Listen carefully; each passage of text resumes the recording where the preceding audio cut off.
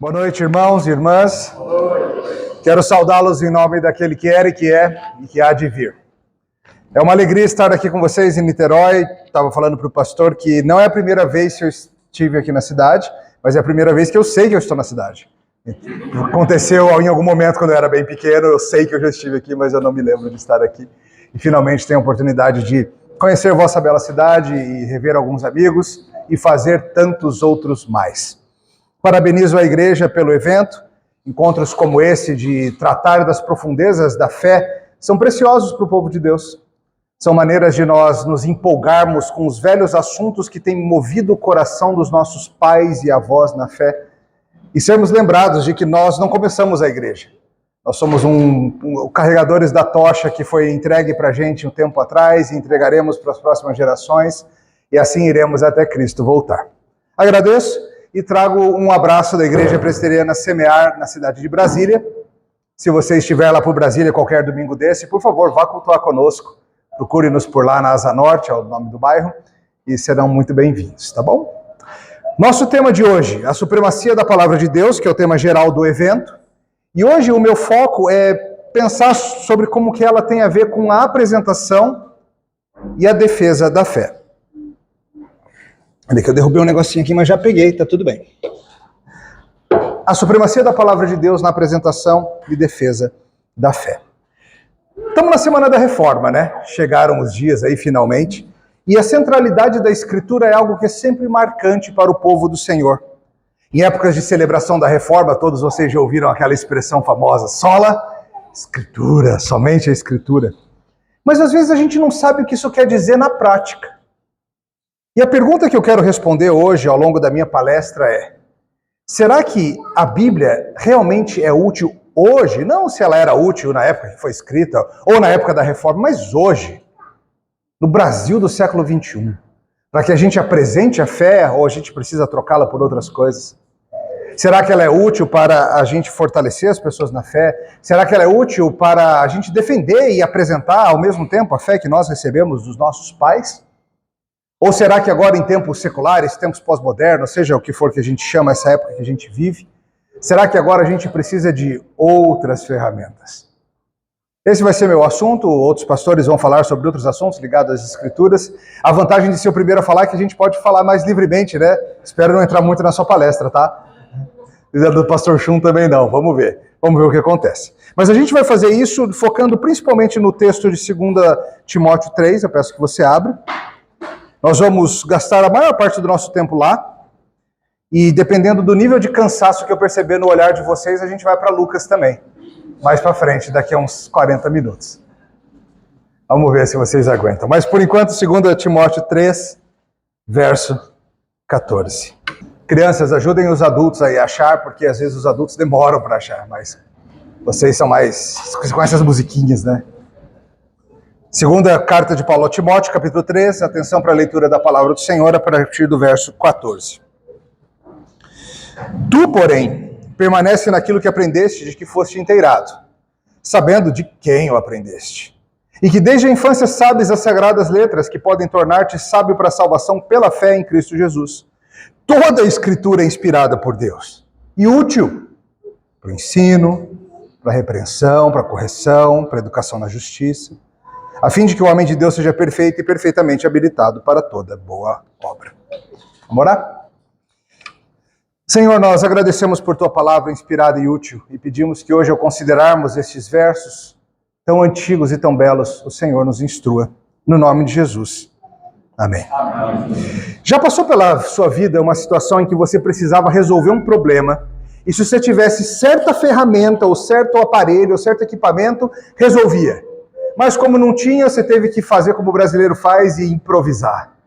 Fazer a famosa gambiarra, que é uma das artes milenares do povo brasileiro.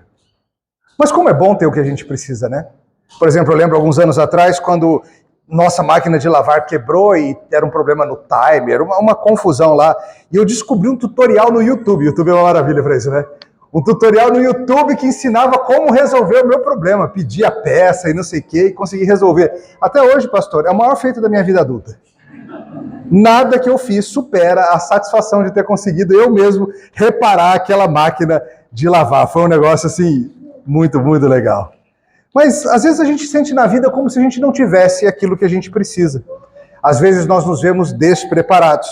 É engraçado que algumas coisas parecem tentar suprir tudo que você precisa, né? Como aquele canivete suíço. Já viu aqueles canivetinhos? Aquele negócio pequenininho, você começa a abrir, ali tem de tudo. Tem lâmina, tem serra, tem isso, tem lupa, tem palito de dente, tem furador de couro, tem um monte de coisa naquela coisa pequenininha. Todas as suas necessidades serão supridas. Caixa de ferramenta. Homens, normalmente, não somente, mas homens gostam das suas caixas de ferramenta, não gostam? Tenho certeza que alguns de vocês aqui têm aquelas caixas maravilhosas, divididas em 4, 5, 6 níveis, organizadas por cor e tema, e você resolve qualquer problema que tiver numa plataforma de petróleo, uma usina nuclear, você está equipado ali para resolver a encrenca, seja o que for. A minha caixa de ferramentas, gente, ela é um fracasso. Ela tem 2 martelos, eu não sei porquê.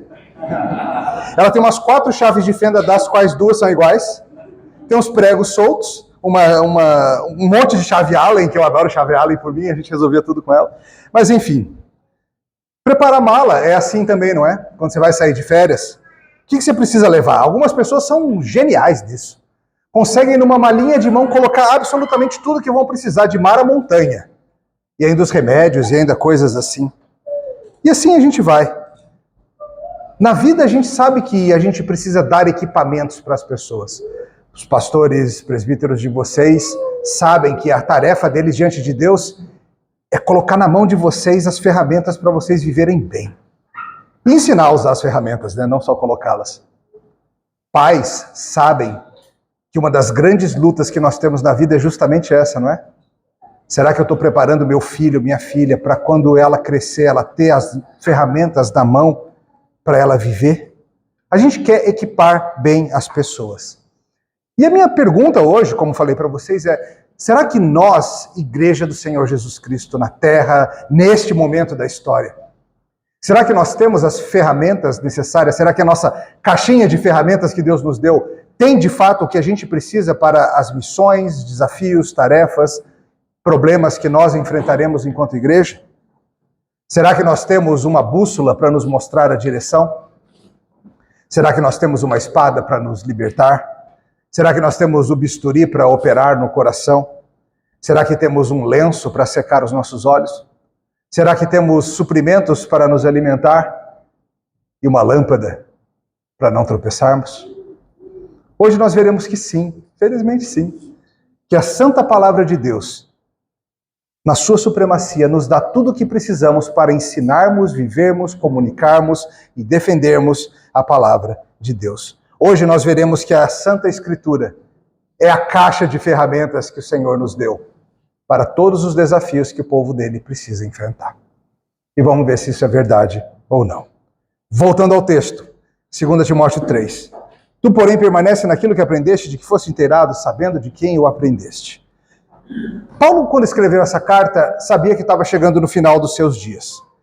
2 Timóteo é provavelmente, junto com Tito, as últimas cartas que nós temos da pena do apóstolo. Pouco depois disso, veio o seu martírio. E ela servia como um guia para como seria a vida da igreja na época pós-apostólica. Lembra? Os apóstolos, a essa altura, vários já morreram, outros estão indo para o processo de prisão e martírio ou sumindo, e a igreja está se preparando para uma nova fase na sua história, a fase pós-apostólica. A igreja foi estabelecida sobre Jesus Cristo, pedra angular. A igreja foi sedimentada com os apóstolos e profetas. E agora eles estão passando. E a Escritura está quase pronta para que a igreja seja estabelecida como esse grande edifício santo pelos milênios afora. E Paulo, escrevendo para seu jovem filho na fé, Timóteo, está dando instruções. E ele fala para Timóteo: meu filho, aí na sua igreja que você pastoreia, você lembra onde que Timóteo pastoreava? Era uma cidade chamada Éfeso, no mundo grego. Ele havia acabado de explicar, se você olhar uns versos antes, que muitos homens perversos apareceriam na igreja. Gente ensinando falsidade, gente ensinando mentira. E ele fala: tu, porém, Timóteo, permaneça naquilo que você aprendeu. Você, Timóteo, você já tem as ferramentas. Aquilo que eu te ensinei, aquilo que você aprendeu da sua mãe, da sua avó, aquilo que você aprendeu de mim, aquilo que você recebeu como palavra de Deus, É isso que você precisa para o seu ministério. Porque Timóteo talvez soubesse, como nós sabemos, que a tentação muitas vezes é a gente abandonar a Escritura. Abandonar a suficiência das Sagradas Letras. Achar que a gente precisa de outras coisas para novos tempos. Que o velho, santo e bom livro não basta. Que Deus não cobriu todas as possibilidades. E ao longo da história da igreja, irmãos, é isso que tem acontecido. Os medievais adicionaram um monte de coisa. Os evangélicos contemporâneos também. Mas Paulo fala, são as Sagradas Letras que você precisa. Lembra de quem você aprendeu. Desde a infância, sabes as Sagradas Letras que podem tornar-te sábio para a salvação pela fé em Cristo Jesus. Do que ele está falando exatamente? O que são as Sagradas Letras a que ele se refere aqui? O que você acha? Lembra, o Novo Testamento ainda está em construção. Claro que as cartas de Paulo, certamente Timóteo já tinha tido contato com a carta aos Efésios, talvez os evangelhos já estivessem circulando, a gente não sabe exatamente. Mas, em particular, as velhas Sagradas Letras que Timóteo cresceu aprendendo são o próprio Antigo Testamento. A velha Escritura Sagrada. Os velhos livros do Antigo Testamento inspirados por Deus. E Paulo está falando, Timóteo, você tem ali o que você precisa. Além, claro, do que o próprio Paulo estava lhe dando.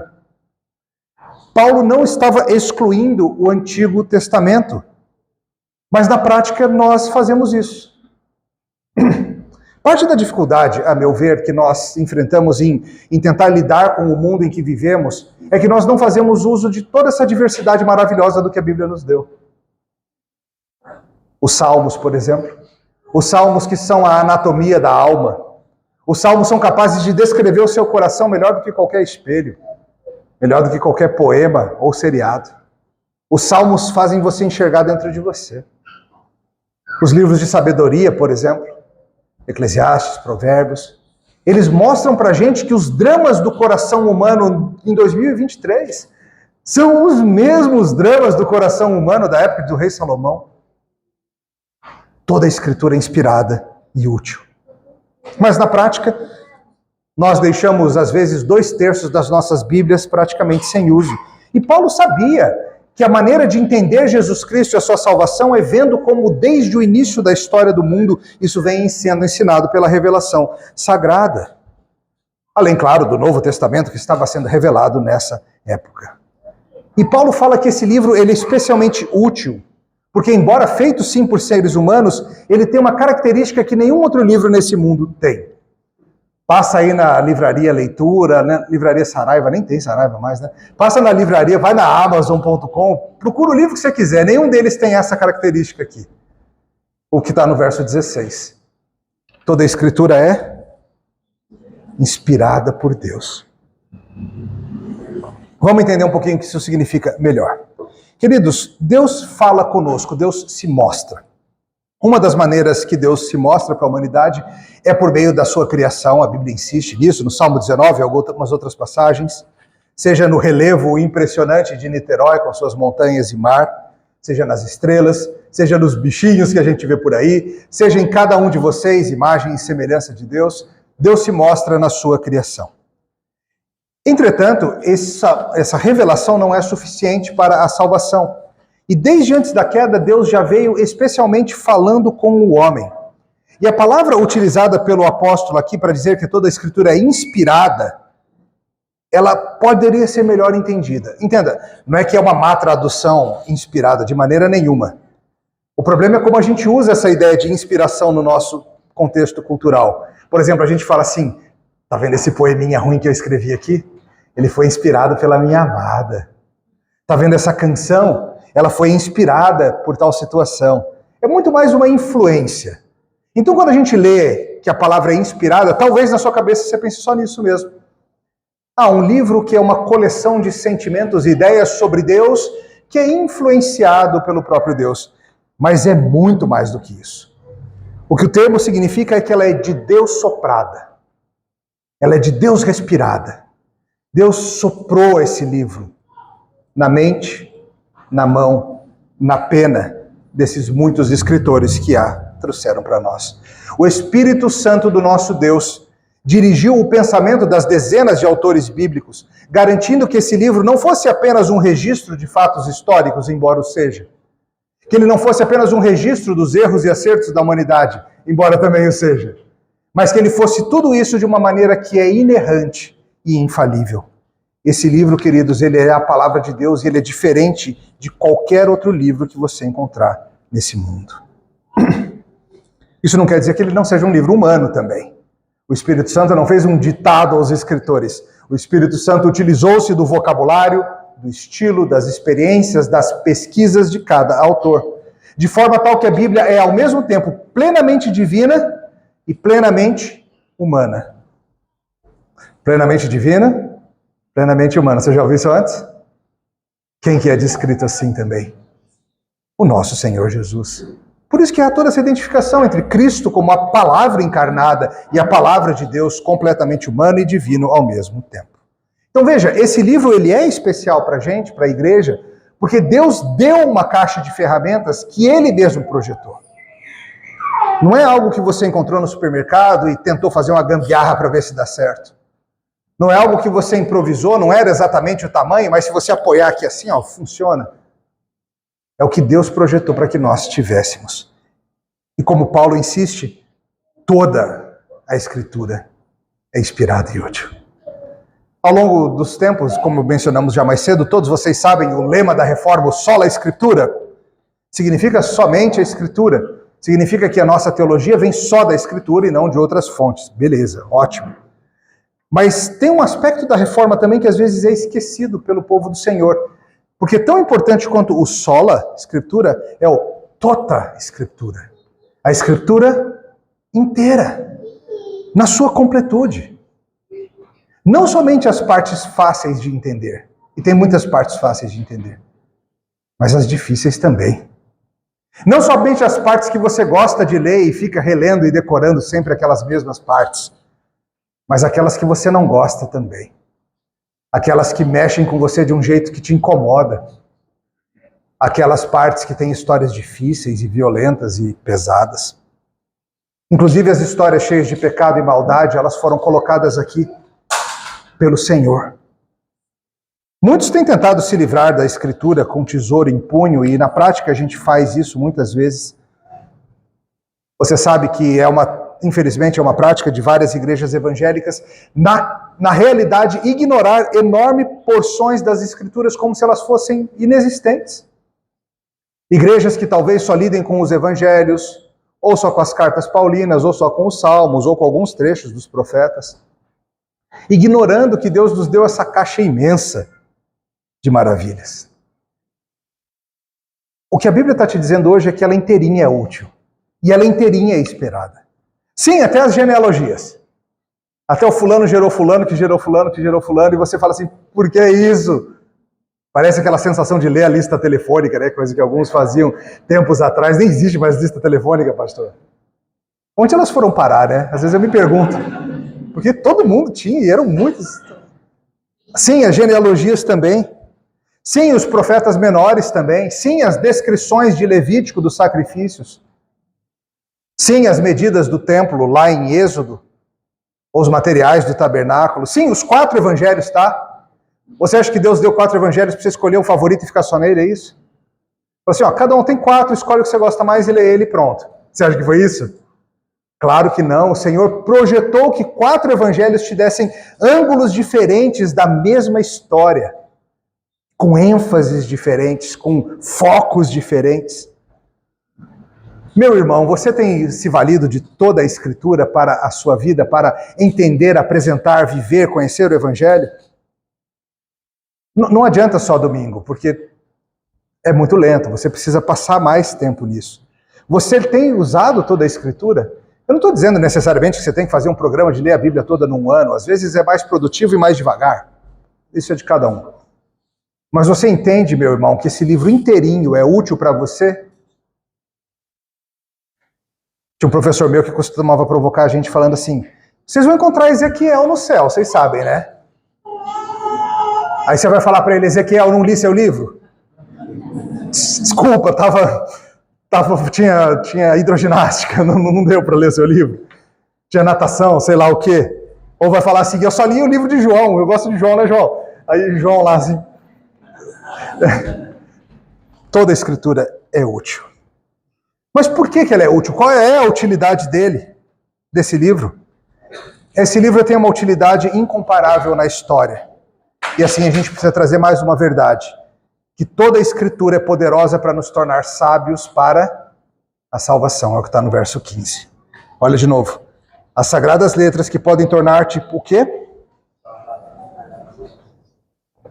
Sábio para a salvação pela fé em Cristo Jesus. Elas podem te dar o entendimento que você precisa para a salvação. A supremacia de Deus, da palavra de Deus na apresentação do Evangelho é simplesmente isso, irmãos. Que aquilo que torna as pessoas capazes de serem salvas, aquilo que dá para as pessoas o entendimento que elas precisam ter para serem salvas, é a palavra de Deus. Às vezes a gente confunde. A gente confunde coisas que são resultados do Evangelho com o próprio Evangelho. O exemplo mais óbvio disso é um bom comportamento. Obviamente, Cristo espera que nós, que fomos salvos, sejamos sal da terra e luz do mundo, que nós sejamos pessoas de um bom comportamento, uma vida exemplar, amor ao próximo, amor a Deus e todas essas coisas.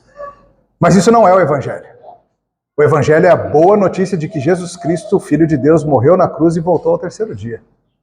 Então, às vezes a gente confunde e acha o seguinte, se eu estiver vivendo uma boa vida na minha vizinhança, eu não preciso nem falar do Evangelho, porque a minha vida, de alguma forma, já é a mensagem. Não é. A sua vida é uma ilustração da mensagem. Mas a mensagem é essa, que Jesus Cristo veio ao mundo, o Filho de Deus, e viveu sem pecado, e morreu na cruz e ressuscitou ao terceiro dia. A Escritura aponta para isso. A coisa principal que as Escrituras nos ensinam é isso, irmãos. O que Deus fez por nós na cruz do Calvário. A Escritura nos ensina quem nós somos, a sua criação, imagem de Deus, seres feitos para nos relacionarmos com o Senhor. A Escritura nos aponta o problema do que aconteceu conosco, quando nossos pais, Adão e Eva, se rebelaram no jardim e decidiram por comer do fruto em vez de obedecerem à palavra do Senhor. A Escritura explica as fraturas que isso causou, nossas fraturas de relacionamento, o racismo, o sexismo, a violência, o antagonismo para com a criação, o ódio. A Escritura explica tudo isso. A Escritura explica qual é o problema. E justamente ao explicar qual é o problema, ela aponta para a solução. A Escritura é quem pode prender as nossas consciências. E é isso que a Bíblia tem feito, irmãos. A Bíblia, do começo ao fim, ela mostra o problema e mostra a solução. Ela aponta para o pecado e aponta para o Cordeiro de Deus que tira o pecado do mundo. A fé necessária para sermos salvos é um dom que vem pelo ouvir da palavra de Deus. A fé vem pelo ouvir e ouvir da palavra de Deus. A Bíblia insiste nisso. É impossível que alguém conheça a fé verdadeira se não for por meio do conhecimento da santa palavra de Deus. É impossível. Você não vai conhecer a fé verdadeira passeando pela praia e ouvindo os passarinhos cantar. Eles não falam o Evangelho. Eles falam da glória de Deus, mas eles não falam o Evangelho. É impossível você conhecer o Evangelho num almoço de família simplesmente partilhando da boa comida. Partilhar da boa comida é bom e é grato a Deus, mas isso não comunica o Evangelho. Nem a Santa Ceia sozinha comunica o Evangelho. Você já pensou nisso?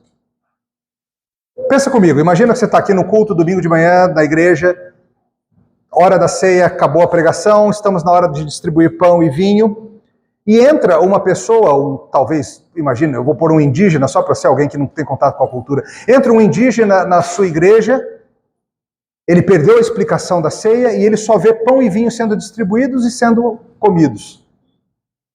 O que ele vai achar que é isso? A hora do lanche. Nem a Santa Ceia, sem a palavra, comunica o Evangelho. Porque ela é simbólica. É preciso que haja um entendimento da fé que vem pelo ouvir. E é por isso, irmãos, que nós temos entendido, nós no protestantismo, nós na Reforma, que sem palavra não tem o que fazer. Que a vida cristã não é simplesmente bons comportamentos a serem admirados pela sociedade. ou boas ações sociais, ou boas coisas que façamos aqui ou acolá.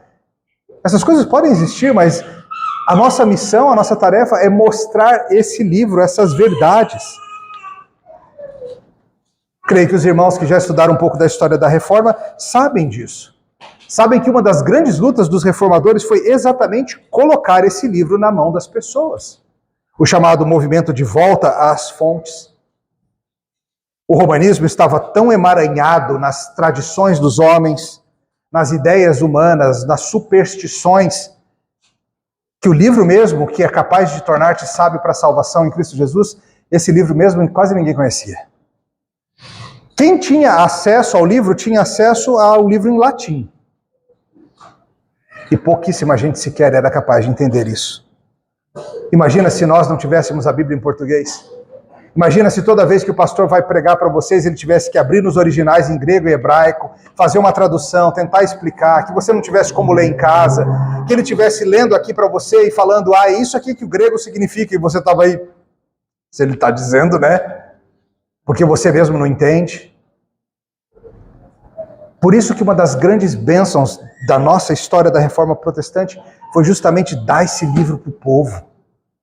Botar esse livro na mão das pessoas. Na história da igreja cristã, infelizmente, muitas coisas foram colocadas por cima do livro. Sabe quando a sua mesa, talvez algum de vocês tenha uma mesa de trabalho meio que nem a minha, gloriosamente bagunçada. Sabe? Alguns têm aquela mesa assim, organizada milimetricamente. A minha não, é gloriosamente bagunçada, assim. Eu sei tudo que está lá. Se você perguntar cadê o livro, está embaixo daqueles outros 7 livros ali, está aqui, por aqui. Mas não está visível, né? Está ali embaixo, só eu sei. Infelizmente, na época da Reforma, a Bíblia estava na mesa, estava. Mas estava embaixo de um monte de coisa. Estava escondida embaixo de bulas papais, decretos conciliares, pronunciamentos ex cátedra, ideias dos concílios, discussões sofismáticas dos teólogos. E a Bíblia estava escondida ali. Ainda hoje é assim, irmãos. A Igreja Romana, a Igreja Católica Romana, ela oficialmente coloca as suas tradições, os ensinos dos seus teólogos em pé de igualdade com a Escritura. Para Roma, não importa se a Bíblia disse ou não, se a própria história da Igreja diz que uma doutrina é verdadeira. E claro, nós rejeitamos isso. Nós somos sola Escritura. Imagina que você pega um pacote de viagem bem legal desses aí, sei lá, da CVC Turismo ou outra dessas empresas. Você ficou tanto vendo aqueles castelos bonitos da Europa no Instagram do povo, né? Aquela vontade de viajar. Aí você falou assim, cara, eu vou parcelar em 70 vezes essa viagem. Mas eu vou. O Brasil já vai ser heptacampeão mundial e ainda vou estar pagando esse negócio. Mas eu vou. E aí você vai lá fazer a sua viagem maravilhosa para ver o tal do castelo. Só que aí você chega lá e descobre que teve um terremoto e o castelo desabou. E só tem assim as pedras, as ruínas, um pedaço da torre, um negócio do castelo, o portão, a grade. E você fala assim, poxa. Você ainda consegue ver alguma coisa do original, mas está arruinado. Está cheio de entulho. Essa era a situação da igreja na época da Reforma. Um desmoronamento da verdade. Um colapso das estruturas por cima da simples palavra de Deus. Tinha verdade, tinha evangelho, tinha, mas tinha tanto entulho por cima. Tinha tanta coisa misturada que ninguém sabia mais o que era ou não original. Roma ensinava, como continua ensinando, que as obras trabalham junto com a fé para a salvação. Roma ensinava, como continua ensinando, que você poderia pedir ajuda a Maria, aos santos, e a santidade deles podia ser creditada na sua conta. Se você fizesse certas ações, a santidade dos homens bons do passado podia cair na sua conta, quase que um pix mesmo. Não estou zombando, mas essa é a ideia mesmo. Já que ele produziu santidade em excesso, passa para mim que estou aqui no déficit. Roma ensinava e ensina isso. Roma ensinava várias coisas que estavam entulhando a verdade. E por isso que os reformadores foram tão insistentes em botar a Bíblia na mão do povo. Os pré-reformadores, como Wycliffe e outros, insistiram que era preciso traduzir as Bíblias a Bíblia para as línguas vernaculares, ou inglês, alemão, francês, as línguas que as pessoas sabem, para que ela fosse à igreja e entendesse. Porque antes, a experiência de ir à igreja era simplesmente você sentar num banco, passar lá alguns minutos, 50 minutos, 1 hora, 2 horas, que fosse, o celebrante ia falar numa língua que você não entende, ele ia fazer alguns rituais, e você ia ficar ali, olhando os vitrais, olhando as pessoas, sentindo cheiros, e parou aí. Não haveria o entendimento que é capaz de te deixar sábio para a salvação. Por isso que a Reforma insiste tanto nisso. Quando Lutero fica escondido um tempo num castelo, o que ele se dedica a fazer, você sabe? Traduzir a Bíblia para o alemão. Refugiados vêm da Inglaterra, fugindo da perseguição, vão parar na cidade de Genebra. Lá eles são protegidos por Calvino e sua turma da perseguição religiosa. O que eles se dedicam a fazer em Genebra? Traduzir a Bíblia para o inglês. Daí que vem a famosa Bíblia de Genebra. Essa que a gente tem em português é uma homenagem a essa original, a esse nome, Bíblia de Genebra. Por causa disso, botar na língua do povo. Você sabe dizer qual que foi o marco inicial da Reforma Suíça? O da Reforma Alemã eu sei que você sabe. Qual que foi? Quando que começou a Reforma Alemã? Quando Lutero fez o quê? Pregou suas teses na porta do castelo, 95 teses, 1517. Ai, que legal, estou feliz que vocês sabem. Outro dia eu perguntei isso, ficou um... assim. 17, gostei da coragem, isso mesmo. Isso na Alemanha. E na Suíça? Qual que é o marco, digamos assim, da Reforma Suíça? 1519, quando um homem chamado Zwinglio, na cidade de Zurique, é fácil de lembrar, Z, tá? Zwinglio, em Zurique. Ele abandona o lecionário da Igreja Católica e ele começa a pregar expositivamente no Evangelho de Mateus. Ele fala, chega desse negócio de temas da semana. O povo precisa de Bíblia. E ele pega Mateus e ele começa, versículo 1, e vai. E quando acaba Mateus, ele emenda em Atos e cartas paulinas. E assim vai, até morrer na batalha lá que ele morreu. Escritura é o que a gente precisa. É o que a gente precisava na época da Reforma. É o que a gente precisa hoje. É isso que nós temos para oferecer às pessoas. Inclusive, nos grandes debates de Lutero, foi justamente essa a questão. Quando foi levado pelo imperador Carlos V para defender as suas ideias e ser ameaçado de morte e tudo aquilo que aconteceu, de o pessoal tentando convencer Lutero a abandonar aqueles escritos, na cabeça deles, heréticos, Lutero se defende dizendo assim, a não ser que me convençam mediante as Escrituras e os claros argumentos da razão, porque eu não acredito nem no Papa e nem nos concílios, já que todos sabem que eles erram, eu estou preso pelas Escrituras e a minha consciência é cativa à palavra de Deus. Por isso não vou me retratar de nada, porque não é seguro nem saudável ir contra a consciência. Não posso fazer outra coisa, aqui permaneço. Que Deus me ajude. E eu te pergunto, meu irmão, o que é que cativa a sua consciência? O que é aquele livro ou a caixa de ferramentas pelas quais você entende que a vida funciona a partir disso? É esse livro aqui também? Você, como Lutero, também está disposto a viver por ele? Porque essa é a nossa história. As grandes sociedades bíblicas, os esforços dos missionários, ainda hoje, quantos tradutores de Bíblia estão espalhados pelo mundo afora, chegando em tribos indígenas, reduzindo línguas ágrafas, línguas que não têm sistema de escrita, reduzindo-as a um sistema de escrita para que possa traduzir a Bíblia para eles. Quantas pessoas estão se formando nos seminários para se tornarem pregadores da palavra?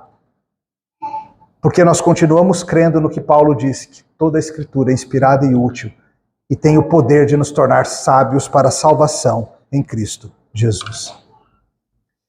Se você que está aqui hoje não sabe muito bem por que você está aqui, alguém te convidou para vir, ou você talvez até seja membro da igreja e veio porque, vai ter um evento lá, né? Eu vou. Estou de olho naquela cremosa lá da igreja, ela vai estar lá. Aí você veio. Você já parou para considerar o que esse livro de fato tem a dizer? Esse livro, a principal verdade que ele ensina é essa: que se você crer em Jesus Cristo, você terá perdão dos seus pecados e vida eterna. Esse é o livro que vai te ensinar. Talvez você desconfie, você olhe falando, esse livro, sério? E eu te desafio a olhá-lo de frente, a começar agora a vir a esta igreja, ou seja, qual for a sua igreja, e ouvi-la explicada, a pegar esse livro e ler por si mesmo. Não precisa confiar na minha palavra, não. Pega para ler.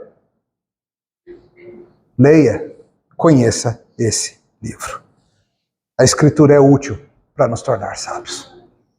Além disso, a Escritura é útil não somente para a salvação, que é a coisa principal, mas também para a vida como um todo. É o que ele diz nos versos 16 e 17. Olha comigo. Toda a Escritura é inspirada e útil para o quê? Veja que listinha legal que ele coloca. Para o ensino, para a repreensão, para a correção, para a educação na justiça, a fim de que o homem de Deus seja perfeito e perfeitamente habilitado para toda a boa obra. A utilidade da palavra de Deus, queridos, ela diz respeito não somente ao que vai acontecer quando você morrer. Esse é um outro erro comum da gente. Às vezes pensamos, a Bíblia é sobre a vida depois da morte. Se eu vou para o céu, não vou, se estarei com Cristo para sempre ou não. E é acerca disso também. Mas pensar assim vai diminuir em muito a enorme utilidade desse livro para a vida cristã. Paulo está escrevendo para Timóteo e está lembrando aquele jovem pastor na cidade grega de Éfeso que ele tem nas Escrituras o que ele precisa para lidar com toda sorte de situação. Timóteo, tem cristãos imaturos na sua igreja que não sabem lidar com as tentações? Toda a Escritura é inspirada e útil para encorajar e ensinar a viver. Timóteo, tem cristãos endurecidos com o pecado, cegos quanto ao que estão fazendo? Toda a Escritura é útil para repreendê-los. Timóteo, tem um jovem casal que está com muitos problemas, dificuldade na vida a dois? Toda a Escritura é inspirada para corrigir e direcionar.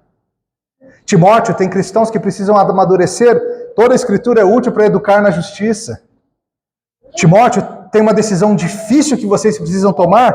Toda a Escritura é inspirada e útil para isso.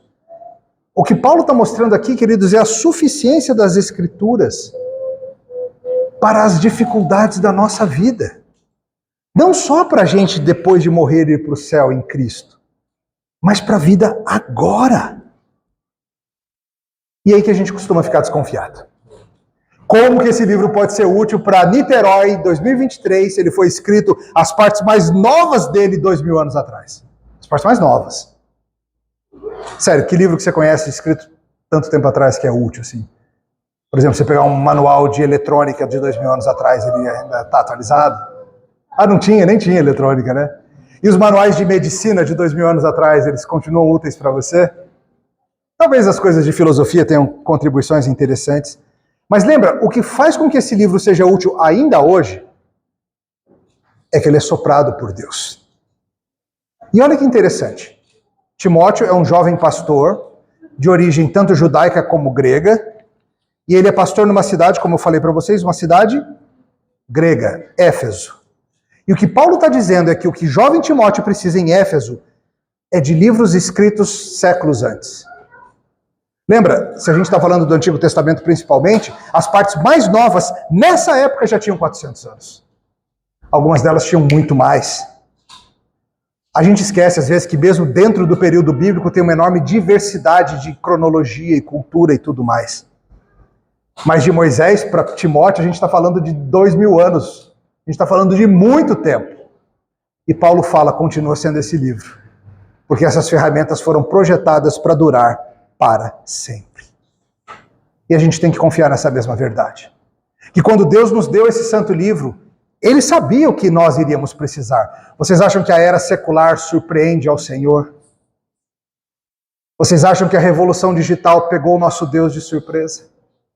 Vocês acham que as crises das revoluções afetivas contemporâneas surpreendem e chocam o Espírito Santo de Deus? Não tinha a menor ideia de que isso ia acontecer? Acabou de sair em português um livro pela editora Pronobis, do Zac Eswine, que é Pregação na Pós-Modernidade. Eu acho muito útil esse livro.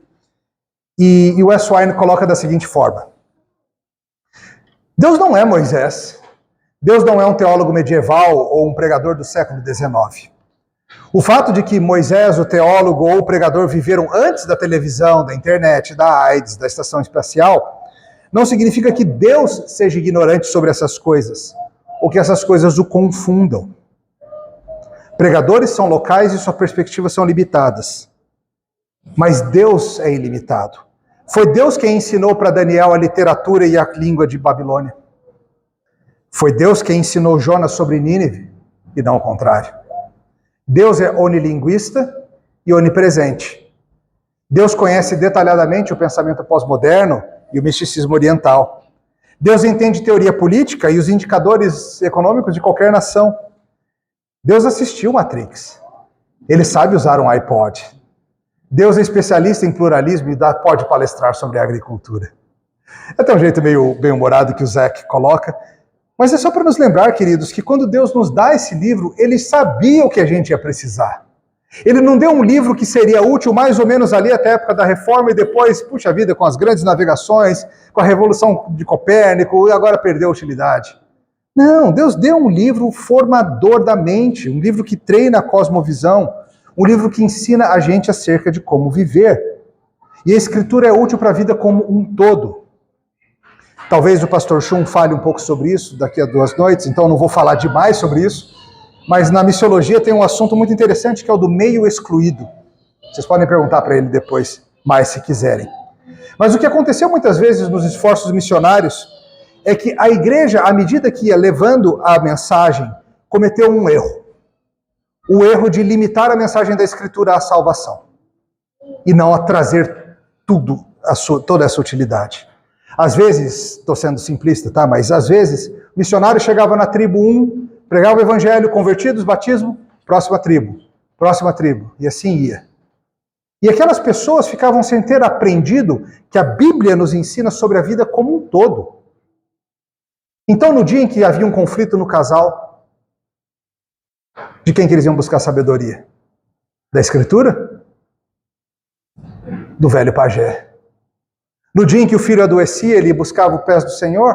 Talvez, mas também fazia as suas pagelanças e coisas assim. E talvez seja a sua situação. Talvez você veja a Bíblia como o caminho para o céu, mas todo o resto da sua vida você guia pelo pensamento desse mundo. Pelos gurus, pelos coaches, pelos psicólogos, pelos livros que você lê por aí, pelos youtubers, que podem, todos esses, ter coisas verdadeiras aqui e acolá. Mas quando nós negligenciamos que toda a Bíblia é inspirada para repreender, para corrigir, para educar, para te equipar em tudo que você vai enfrentar nessa vida, meu irmão, se você ignora isso, você vai substituir a Escritura por outras coisas. Não vai ficar um vácuo. A ignorância bíblica, por exemplo, sobre como resolver conflitos, deu espaço a várias outras teorias que entraram na igreja. A ignorância bíblica sobre como lidar com os nossos problemas, nossas dificuldades, as dores do coração, também deixou entrar outros pensamentos na igreja. E assim por diante. A ignorância bíblica sobre o evangelismo, aconselhamento, culto, tudo isso fez com que a igreja moderna inserisse no lugar do evangelismo, do aconselhamento e do culto toda sorte de coisa não autorizada pela Escritura. Cisternas rotas que não retêm água. Mas nós temos um livro santo, que é suficiente e supremo para nos direcionar sobre como viver. Isso que a gente tem que ensinar para as pessoas, apontando para Cristo e para o resto da vida.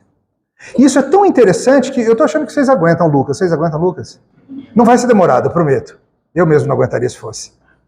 Mas eu quero ver que vocês vejam um exemplo disso, de como o Senhor Jesus conta uma história muito interessante lá em Lucas 16. Essa é uma história dessas que tem na Bíblia que são misteriosas. A Bíblia tem umas histórias que você fica assim, ué, sensacional. Lucas 16, a partir do verso 19, eu vou ler aqui como um exemplo disso tudo. Ora, havia certo homem rico que se vestia de púrpura e de linho finíssimo, e que todos os dias se regalava esplendidamente. Havia também certo mendigo chamado Lázaro, coberto de chagas, que jazia à porta daquele, e desejava alimentar-se das migalhas que caíam da mesa do rico, e até os cães vinham lamber-lhe as úlceras.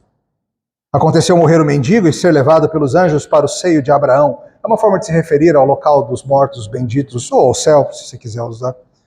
Morreu também o rico e foi sepultado. Onde o rico foi parar? No inferno, estando em tormentos, levantou os olhos e viu ao longe Abraão e Lázaro no seu seio.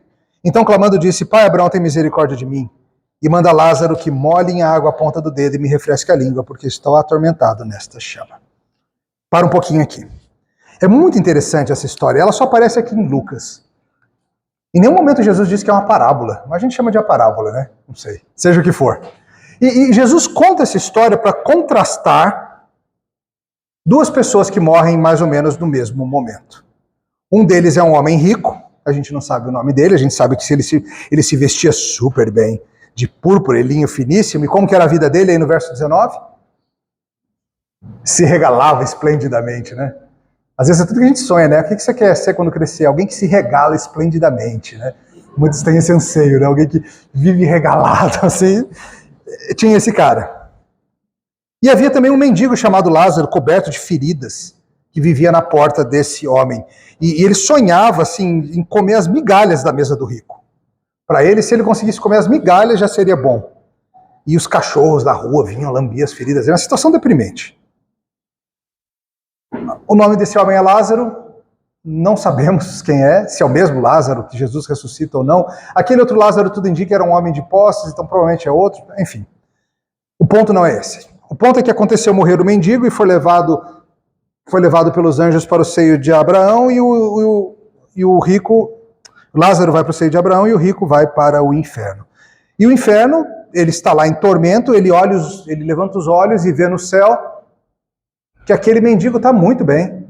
Está lá com Abraão. Tranquilinho. Muito bem. E aí qual que é o pedido que ele faz no verso 24? Qual que é a primeira coisa que ele pede? Tem misericórdia de mim. Ele está numa situação dificílima. E ele pede que Lázaro molhe a ponta do dedo na água para refrescar a língua. Porque eu estou aqui nessa chama. Um pedido assim de refresco. Me ajuda. Bota Lázaro para molhar a mão aí e dá um refresquinho aqui que seja. Disse, porém, Abraão, filho, lembra-te, verso 25, filho, lembra-te, recebeste teus bens em vida e Lázaro igualmente os males, agora, porém, aqui está ele consolado. Tu em tormento e, além de tudo, está posto um grande abismo entre nós e vós, de sorte que os que querem passar daqui para vós outros não podem, nem os de lá passar para nós. Pausa.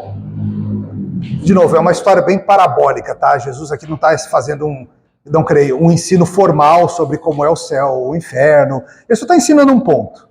Não está dizendo que necessariamente as pessoas de um venham do outro. Abraão diz, existe um abismo entre nós, não tem como passar, esquece, esse teu plano não vai funcionar. Não funcionou esse pedido do rico. Qual que é o próximo pedido dele? 27. Então replicou, pai, eu te imploro que o mandes à minha casa paterna, porque tenho 5 irmãos, para que lhes dê testemunho, a fim de não virem também para este lugar de tormentos. Ou seja, ele se conforma que para ele não tem mais jeito. Mas o que se lembra? A família. A família está viva ainda. Talvez os meus irmãos não caiam em si e entendam que é verdade o que acontece depois da morte. Então ele pede, pai Abraão, manda Lázaro de volta para a terra, o falecido Lázaro, manda ele de volta para a terra, para ele aparecer lá para a minha família e falar para eles, para que não aconteça com eles de virem aqui comigo. É uma atitude altruísta, né? Você pensando assim. Está lá no inferno, mas está preocupado com os outros. E a resposta de Abraão qual que é? Respondeu Abraão, eles têm a Bíblia. Ouçam. Moisés e os profetas é uma expressão, é um jeito de você resumir a Bíblia, sabe? Moisés pensa no Pentateuco, profetas, outra expressão. Mas o homem não se dá por convencido. O que ele fala? Verso 30. Mas ele insistiu, não, pai Abraão. Querendo ensinar Abraão, né? Não, pai Abraão. Se alguém dentre os mortos for ter com eles, certeza que vão se arrepender. Certeza. Se aparecer alguém que tinha morrido, apareceu, veio, falou, vão acreditar, vão arrepender, com certeza. 31. Abraão, porém, lhe respondeu, se não ouvem Moisés e os profetas, tampouco se deixarão persuadir, ainda que ressuscite alguém dentre os mortos. A grande lição dessa história que Jesus está contando qual é? O que mostra, defende, aponta a fé verdadeira? É a palavra. Aquele homem estava convencido, nessa história que Jesus contou, que se os seus familiares vissem um milagre, aquilo iria convencê-los.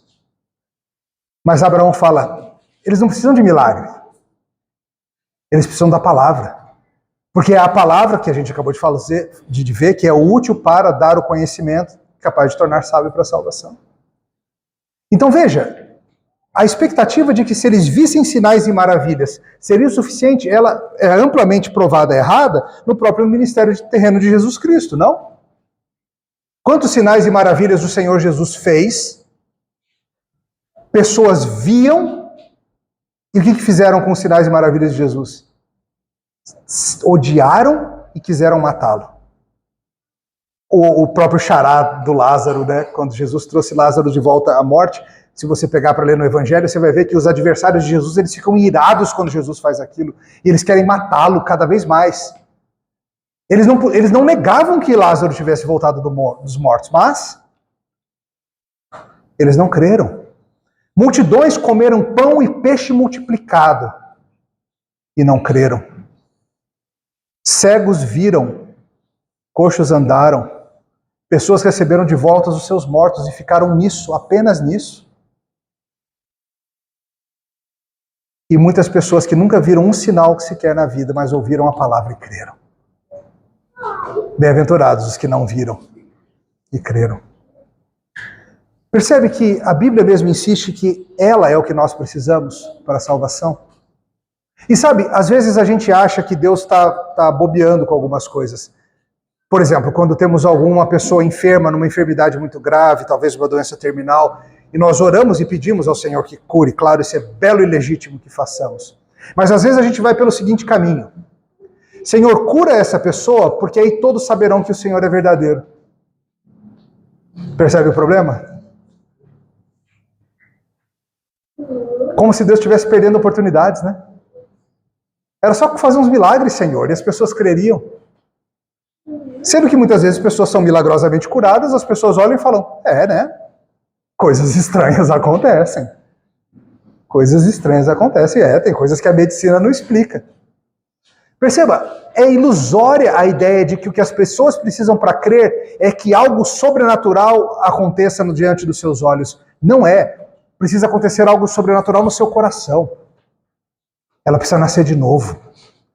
E isso acontece quando o Espírito usa a palavra dele para trazer nova vida. É por isso que o nosso foco enquanto ministério da palavra é esse. É por isso que nós, igrejas protestantes, na nossa história, nós focamos nisso. É por isso que os nossos cultos públicos, eles são focados na palavra e não em sinais e maravilhas ou outras coisas. É por isso que quando nós queremos levar alguém aos pés de Cristo, a nossa preocupação tem que ser falar do Evangelho, porque é a palavra que transforma. É por isso que quando as pessoas estão com problemas nas suas vidas, a gente busca solucioná-los com a Escritura, até onde ela vai. É por isso que nós queremos também treinar missionários, treinar pregadores, treinar gente que seja boa em ensinar a palavra. Essa é outra grande ênfase da Reforma Protestante. É por isso que nós queremos que os nossos pastores locais tenham tempo para se dedicar à oração e à palavra. Lembra da instituição dos diáconos lá em Atos 6? Por que homens são escolhidos para o diaconato? Para que os apóstolos pudessem se dedicar à palavra e à oração. Porque nós cremos que ela é suprema, irmãos. Que é ela que Deus usa, que o Espírito Santo de Deus usa para convencer pecadores. É ela que Deus usa para defender a verdade. Às vezes a gente acha que a gente precisa defender a Escritura, sendo que ela é a defesa de Deus. A Escritura é a defesa. Você não precisa fazer provas de eventos sobrenaturais. É a própria Escritura que se auto-mostra verdadeira pelo Espírito do Senhor. Toda a Escritura é inspirada e útil, irmãos, para essa e para a próxima vida. E somente ela vai te ensinar como viver de acordo com a vontade de Deus. No centro da Reforma Protestante estava o tesouro da palavra de Deus. E foi ela que fez tudo. Você a ama? Tem um versículo famoso que diz que a palavra de Deus ela é mais doce do que o mel. E mais desejável do que ouro. Mas eu pergunto para você, ela é mesmo? Se você tivesse que escolher entre ser milionário e ter uma Bíblia, qual que você escolheria? Quanto tempo você levou para decidir? Esse livro é o maior tesouro que nós temos, irmãos. Lutero, certa vez, comentando sobre, olhando para o passado e vendo tudo que tinha acontecido, ele diz o seguinte: veja o meu caso, por exemplo. Eu me opus às indulgências e aos papistas, mas nunca pela força. Eu simplesmente ensinei, preguei e escrevi sobre a palavra de Deus. Fora isso, eu não fiz nada. Enquanto eu dormia ou bebia em Wittenberg com Filipe e com Amsdorff, a palavra enfraqueceu o papado como nenhum príncipe poderia fazer. Eu não fiz nada. A palavra de Deus fez tudo. Você crê nisso? Você tem a mesma caixa de ferramenta. A mesma. Deus a projetou para que ela durasse para sempre, até a volta do nosso Senhor. Vamos utilizá-lo? Vamos orar. Te louvamos, Senhor, por esse livro inspirado e útil. Nós te louvamos porque recebemos de nossos pais esse tesouro. Reconhecemos que precisamos amá-lo mais e saber utilizá-lo melhor. Mas nós agradecemos porque o Senhor não nos deixou, tua igreja, sem os equipamentos necessários para exercermos o que o Senhor espera de nós, nas nossas missões, no nosso evangelismo, na nossa santificação, na nossa comunicação. Mas o Senhor nos deu a santa palavra para isso. Louvado seja o teu nome. Em Cristo oramos. Amém. Grato pela atenção, irmãos. Uma honra servi-los. Que o Senhor os abençoe.